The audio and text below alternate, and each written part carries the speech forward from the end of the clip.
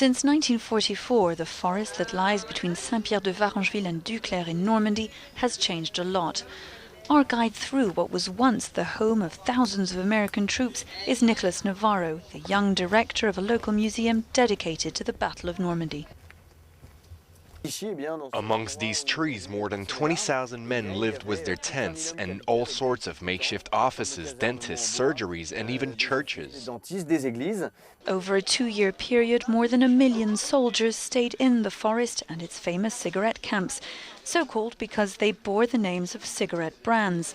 The camp in Duclair was called 20 Grand, after a brand long since forgotten. In his museum, Nicholas has amassed countless objects left behind by the American troops.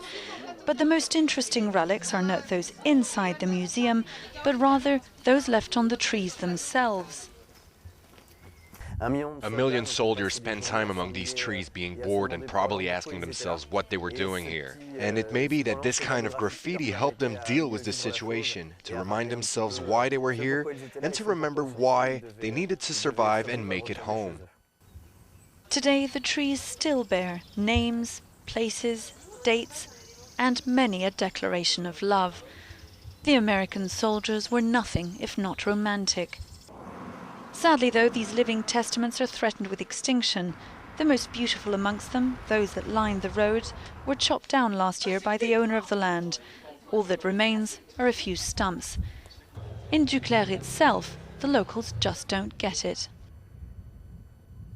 The loss of these trees is quite a painful thing, because they are the memory of all the soldiers that came through here. There were trenches, trees, oaks, all sorts of things. It was a beautiful place and it's gone. For those who knew the place as it was, it's now a junkyard. If the remaining trees are to be guaranteed a future, there's only one solution: to declare them historical monuments. In the meantime, the secrets left within the forest of Duclair remain, enduring and so far intact.